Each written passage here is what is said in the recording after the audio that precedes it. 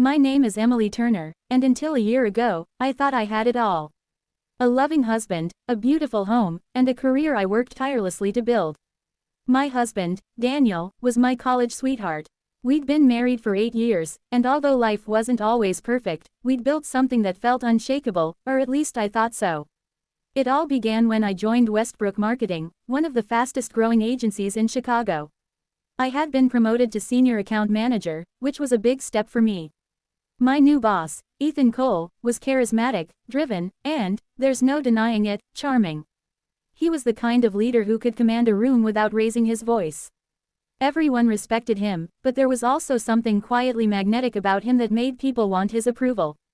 I never imagined that admiration could turn into something dangerous. But life has a strange way of testing you when you least expect it. The beginning of a dangerous friendship. The first few months were all business. Ethan was supportive, pushing me to take creative risks and lead major accounts.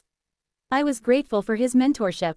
I'd often stay late, working on campaigns, and Ethan would still be there, sitting at his desk, tie loosened, sleeves rolled up. We'd talk about work, of course, but gradually our conversations became more personal. He'd ask about my marriage, my childhood, my dreams. He remembered small details, like how I took my coffee or the book I mentioned once that changed my life. And I'll admit, I began to look forward to those talks. I told myself it was harmless. After all, I loved Daniel. But deep down, I knew there was a line I was inching closer to. Daniel, meanwhile, had been distant. He was working long hours as an architect, often coming home exhausted. Our conversations had become routine. Bills, chores, groceries, everything except us. I missed the laughter we used to share, the way he'd surprise me with breakfast in bed, the warmth in his eyes. So when Ethan noticed me, really noticed me, it felt like oxygen to a flame that had almost burned out. The night that changed everything.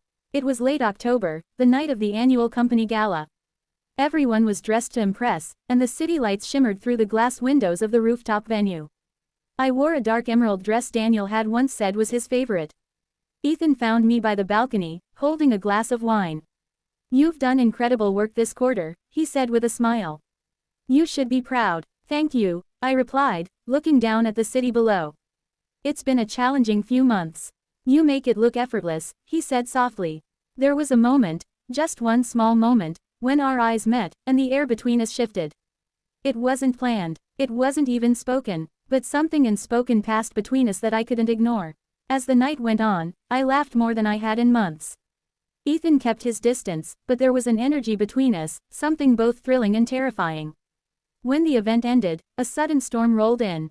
My car wouldn't start, and my phone had died. Ethan offered me a ride home, and against my better judgment, I accepted. Inside the car, silence filled the space, heavy and unspoken. He pulled up in front of my house, and instead of leaving, we sat there. I don't remember who leaned in first, or why. I just remember the rush of emotions, the guilt, the longing, the fear. We didn't go inside. Nothing happened, in the physical sense. But emotionally, something irreversible broke that night. I betrayed my husband not with touch, but with intention. The weight of secrets. For weeks, I carried that secret like a stone in my chest. Ethan and I pretended nothing had changed, but every glance, every accidental brush of his hand during meetings, carried a weight I couldn't escape. Daniel noticed the difference. "You've been quiet lately," he said one night over dinner. "Everything okay at work?" "Just busy," I lied, forcing a smile. But guilt has a way of showing itself. I started avoiding Daniel's eyes, staying late at the office, finding excuses to keep myself away. Ethan, too, began pulling back. He seemed conflicted, distant even. One night after a client meeting, he said quietly, "Emily, whatever this is, it can't go on. You have too much to lose." And he was right, I had everything to lose. But somehow, I'd already lost something far greater, my peace. The discovery. It was a Saturday morning when everything came crashing down. Daniel had borrowed my laptop to print something. I had forgotten that a few unsent drafts of emails to Ethan were saved in my outbox, messages I never had the courage to send but couldn't bring myself to delete. "Emily," Daniel said from across the room, his voice trembling.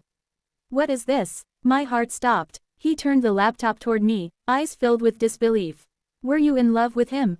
I couldn't speak. I tried to explain that nothing physical happened, That it was a mistake, that I was confused, but those words sounded hollow. Daniel's face was pale, his voice cracking.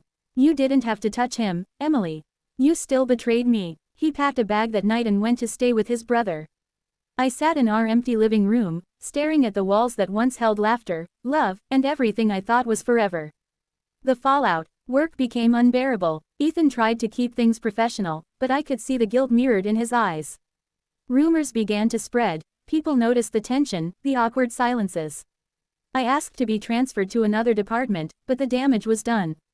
Daniel filed for separation. He didn't shout, didn't call me names. That silence hurt more than anger ever could. He simply said, I can't trust you anymore. I moved into a small apartment downtown, away from the home we built together.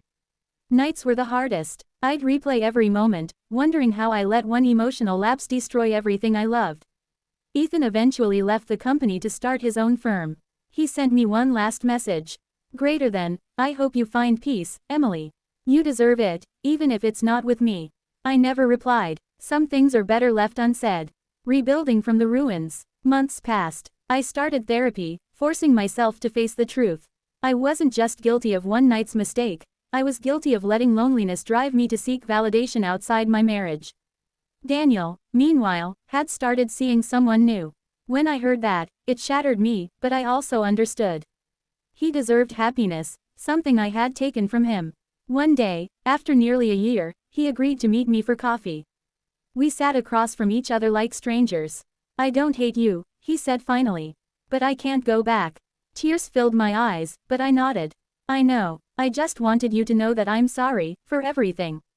He smiled sadly. I believe you. That moment gave me closure. Not the kind I hoped for, but the kind I needed.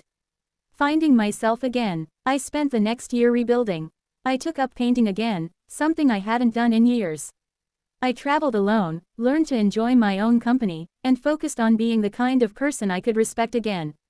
The memory of Ethan faded, not in bitterness, but as a lesson carved deep into my heart. Temptation doesn't always come as passion, it often comes disguised as understanding. I realized that love isn't destroyed in a single night, it erodes slowly, through neglect, silence, and unmet needs. That night with Ethan wasn't the beginning of my downfall, it was the result of everything I'd been avoiding in my marriage. Now, when I look back, I don't see myself as a villain, but as someone deeply flawed who made choices she can never undo. I still think of Daniel sometimes, wondering if he's happy, if he's found peace. I hope he has. As for me, I've learned that forgiveness, especially forgiving yourself, isn't a single act. It's a process that takes time, courage, and honesty. And though my marriage didn't survive, I came out of that storm stronger, more aware of the lines I'll never cross again. Because sometimes, one night doesn't just change everything, it changes you.